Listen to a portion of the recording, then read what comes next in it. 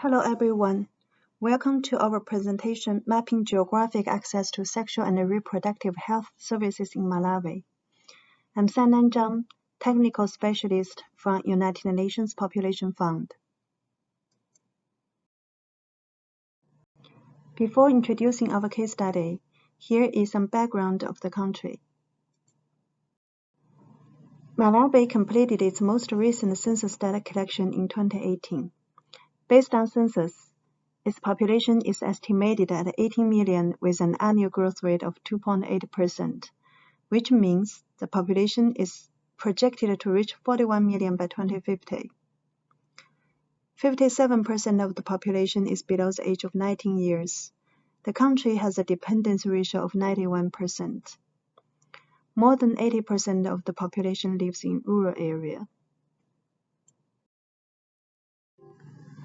According to the National Statistical Office of Malawi, 48% of girls marry before the age of 18 years. The adolescent birth rate is estimated at 136 per 1,000 live births, which makes Malawi one of the highest adolescent birth rates in sub-Saharan Africa. The rate of teenager pregnancies is 29%, contributing to 25% of all pregnancies annually. Adolescent pregnancies account for 30% of all maternal deaths in Malawi.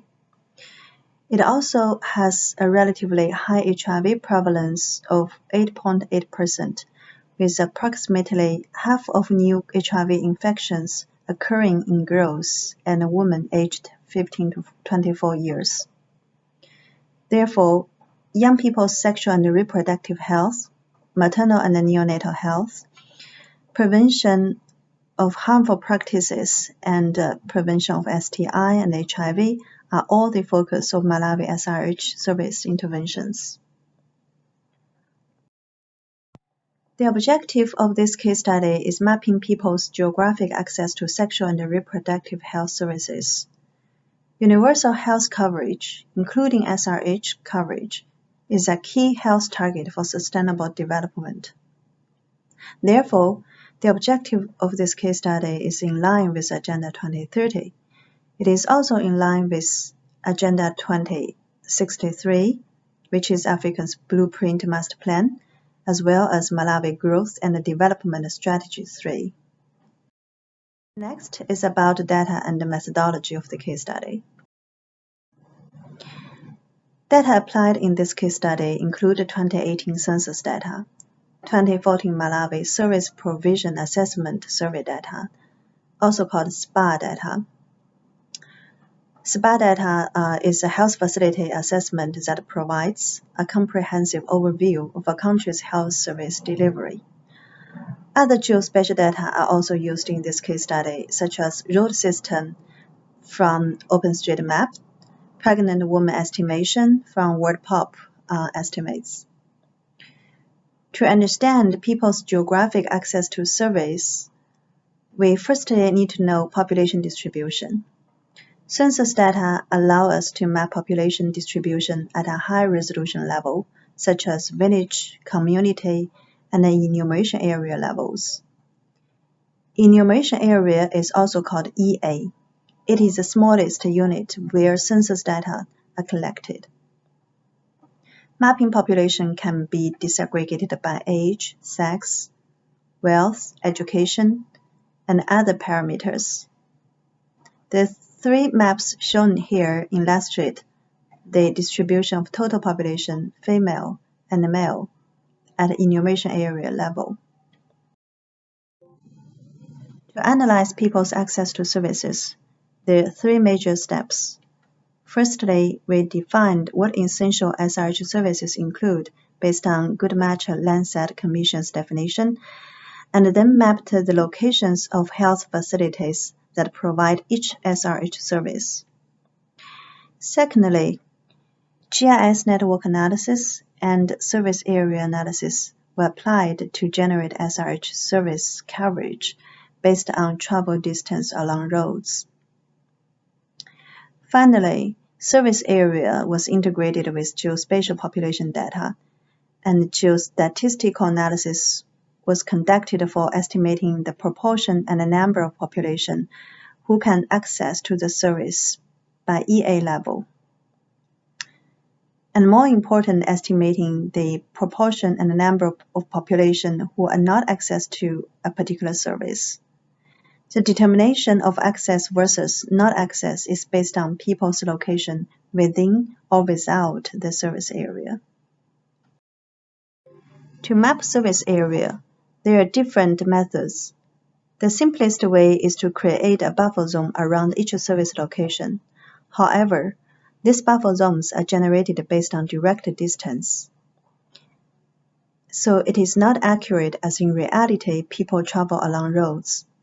To improve this, service area analysis was conducted using the ArcGIS Network Analyst extension tool. It combines road data and health service locations. Results are illustrated with polygons representing geographies within a travel distance, such as 5 kilometers, 10 kilometers, 20 kilometers, and beyond 20 kilometers. It can also convert to time by providing an estimated travel speed to each segment of the roads. In some countries or in some remote areas, road data might not be accurate or well digitized. Therefore, other ArcGIS tools such as least cost analysis can be used to estimate the routes when road data are incomplete. When using least cost analysis, all data layers, such as road, river, land cover, building footprint, and elevation, are converted to raster data. Each cell will then be assigned with an estimated travel time based on its surface characteristics. And then the potential routes are automatically generated based on the least travel time needed. Service area then can be generated using these modeled travel routes. For this Malawi case study, we visually verify the accuracy of the road data, and network analysis is applied for this case study.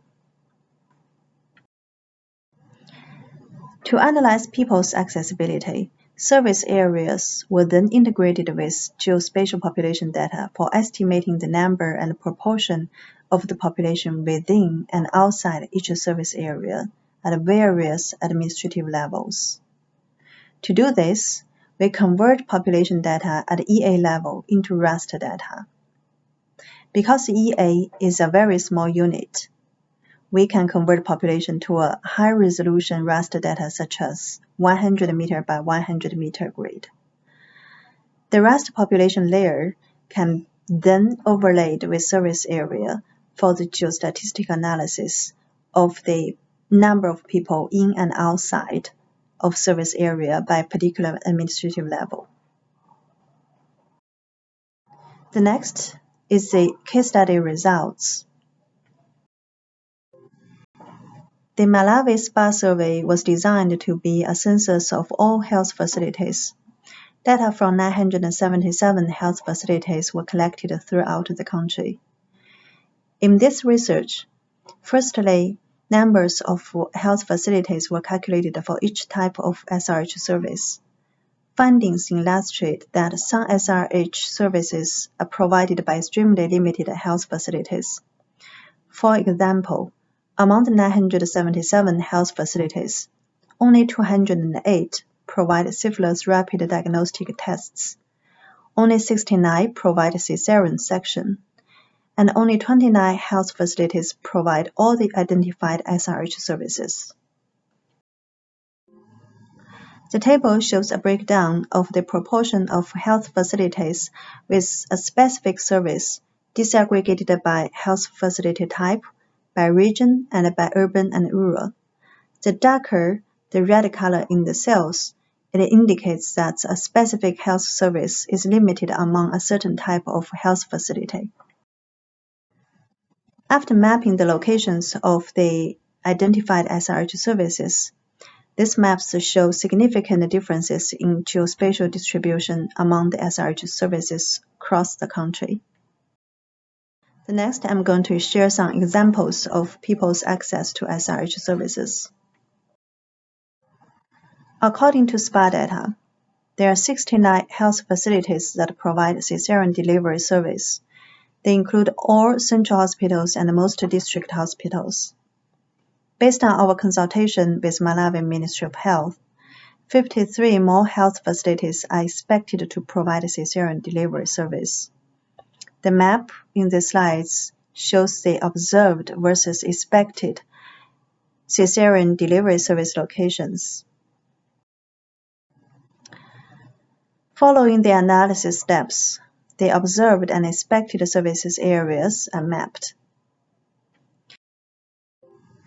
Then we compared people's observed geographic access to C-section service versus expected accessibility. In this research, we used 20-kilometer service area as the threshold. If all health facilities expected to provide C-section service achieved the service provisioning goals, in this scenario, the proportion of population out of cesarean delivery service would decrease from 45% to 24%. The second example of results are access to antenatal care versus antenatal care with syphilis tests. Among the 977 health facilities in Malawi, 632 health facilities provide antenatal care service, whereas only 208 health facilities provide syphilis rapid diagnostic tests, which should be a component of antenatal care. Again, the service area using road network.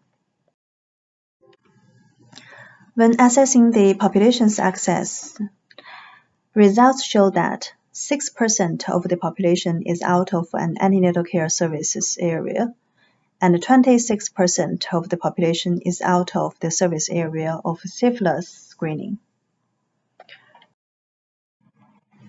In this research, we conducted accessibility analysis for each identified SRH service.